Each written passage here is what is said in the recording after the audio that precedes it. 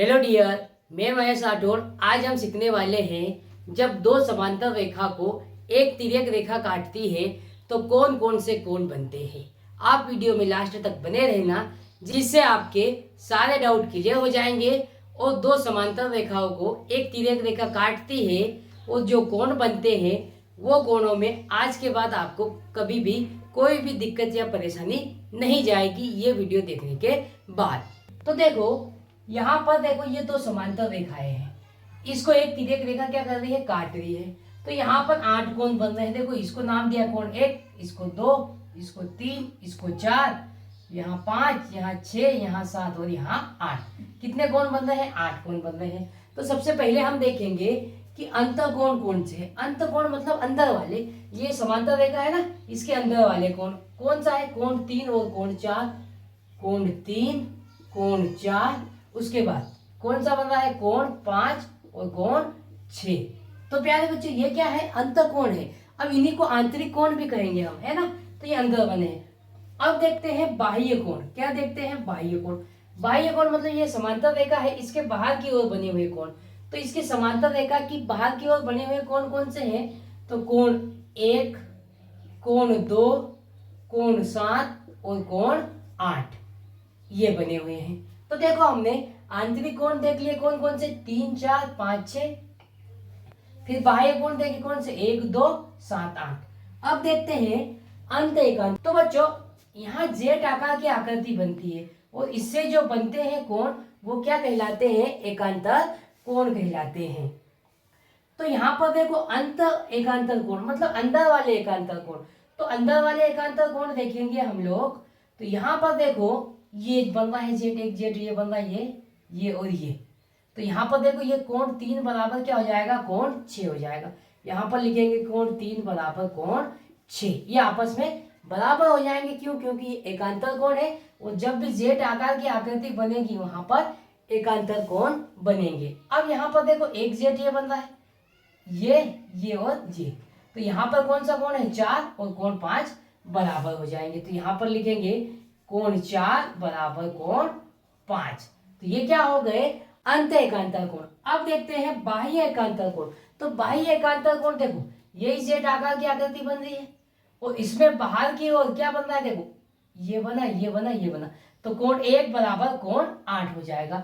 ये क्या हो जाएगा? बाह्य एकांतर कोण। तो कोण 1 बराबर कोण 8। और देखो, एक जेट ये बन रहा है, ये और ये और ये। तो यहाँ पर बाह्य कोण क्या है? 2 और यहाँ पर क्या है? 7 है।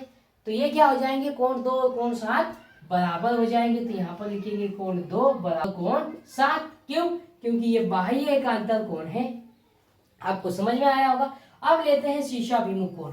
तो बच्चों, शीर्षाभिमुख कोण होता क्या है? जब दो रेखाएं एक दूसरे को काटती है तो क्या बनता है? शीर्षाभिमुख कोण बनता है। मतलब ये कोण इसके बराबर होगा और ये वाला कोण इसके बराबर होगा। तो ये क्या होते हैं? शीर्षाभिमुख कोण आपस में बराबर होते हैं। अब यहाँ पर देखते हैं कि शीर्षाभिमुख कोण कौन कौन से बन रहे हैं। तो देखो, एक रेखा ये है, इसको ये रेखा काट रही है। तो कोण 1 बराबर क्या हो जाएगा? कोण 4 हो जाएगा। तो यहाँ पर लिखेंगे कोण 1 बराबर कोण 4। एक कोण किसके बराबर हो गया? 4। क्यों? क्योंकि शीर्षाभिमुख कोण है। अब कोण 2 बराबर कोण 3 हो जाएगा। तो यहाँ पर लिखेंगे कोण 2 बराबर कोण 3। ये भी शीर्षाभिमुख कोण है। अब उसके बाद देखो, यहाँ पर नीचे इस रेखा को ये वाली रेखा काट रही है। तो यहाँ पर भी शीर्षाभिमुख कोण बनेंगे। कोण 5 बराबर कोण 8 और कोण 6 बराबर कोण 7। तो यहाँ पर लिखेंगे कोण 5 बराबर कोण 8 और कोण 6 बराबर कोण 7।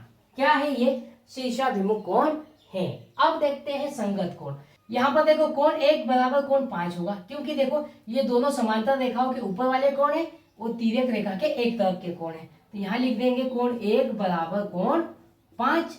उसी प्रकार कोण 2 बराबर कोण 6 हो जाएगा। तो यहाँ पर लिख देंगे कोण 2 बराबर कोण 6। तो ये समांतर रेखाओं के ऊपर वाले कोण हो गए। अब नीचे वाले कोण भी बराबर हो जाएंगे। तो यहाँ पर देखो 3 बराबर 7, क्योंकि समांतर रेखा के नीचे वाले कोण है और तिर्यक रेखा के एक तरफ के कोण है। तो ये क्या कहलाते हैं? संगत कोण कहलाते हैं। तो यहाँ लिख देंगे कोण 3 बराबर कोण 7 और क्या हो जाएगा कि कोण 4 बराबर कोण 8। ये क्या होते हैं बच्चों? संगत कोण होते हैं। अब हम देखते हैं सह अंत कोण।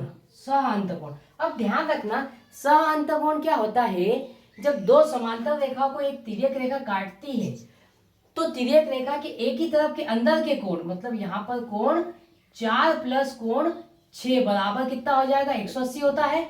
और यहाँ पर कोण 3 प्लस कोण 5 बराबर कितना होता है, 180 होता है। तो इसी को हम क्या कहते हैं, सहअंतकोण कहते हैं। तो यहाँ पर क्या लिखेंगे हम कि कोण 3 प्लस कोण 5 बराबर 180 डिग्री। उसके बाद में यहाँ पर देखो कोण 4 प्लस कोण 6 बराबर 180 डिग्री। तो इसको क्या कहते हैं हम, सहअंतकोण।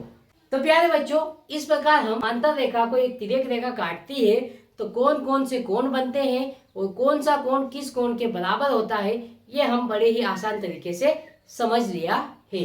अगर आपको ये वीडियो अच्छा लगता है तो आप हमारे चैनल के साथ जुड़ जाइए और इस वीडियो को अपने दोस्तों के साथ शेयर करें ताकि उनका भी फायदा हो सके।